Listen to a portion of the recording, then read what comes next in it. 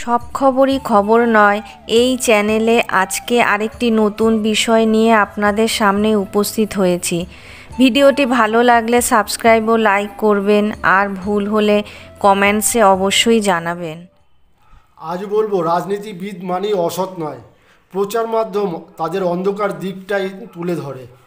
আজ যেখানে রাজনৈতিক নেতা নেত্রীদের বিশ্বাসযোগ্যতা তলানিতে এসে ঠেকেছে, সাধারণ মানুষের ধারণা রাজনীতি মানেই বিনা পরিশ্রমে বিনা মূলধনে একটা প্রফেশন, যেখানে শিক্ষাগত যোগ্যতার কোনো মাপকাঠি নেই, সততা নীতি মূল্যবোধ যেখানে চলে না।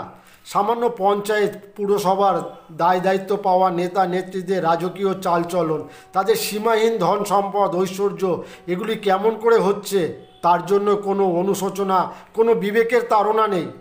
আর সংবাদ মাধ্যম এইসব মানুষদের জীবনযাত্রা নিয়ে বেশি উৎসাহী। এইসব মানুষের অন্ধকার দিকটা প্রচার মাধ্যমের বিশেষ নজর। তাই সাধারণ মানুষ মনে করে রাজনীতি মানেই অস্বচ্ছ অসৎ। কিন্তু এই ভারতবর্ষেই প্রচুর রাজনীতিবিদ অতীতে ছিল, বর্তমানেও আছে। তাদের নিয়ে সংবাদ হয় না, আলোচনা হয় না। তারা তাদের কাজকে প্রচারের আলোয় আনার জন্য ব্যতিব্যস্ত নয়। সেই সব মহান মানুষদের নিয়েই আজ আমাদের আয়োজন, যেটা আমাদের পথ দেখাবে। আজ সেই মানুষটির কথা বলবো। তিনি ভারতবর্ষের দুবার প্রধানমন্ত্রী হয়েছিলেন, কিন্তু এতটাই সৎ ও নীতিপরায়ণ ছিলেন যে নিজের কোনো সঞ্চিত ধন সম্পদ ছিল না। এমনকি নিজের বলে কোনো বাসস্থানও ছিল না। থাকতেন ভাড়া বাড়িতে। 2 মাসের ভাড়া বাকি থাকায় বাড়িওয়ালা জিনিসপত্র রাস্তায় বার করে দেয়। বাড়িওয়ালার কাছে হাত জোর করে কিছু সময় চেয়েছিলেন, কিন্তু বাড়িওয়ালা কোনো অনুনয় বিনয় কর্ণপাত করেনি। শেষে এক সাংবাদিকের নজরে পড়ে। তিনিও জানতেন না ভাড়াটে কে, কী তার পদমর্যাদা।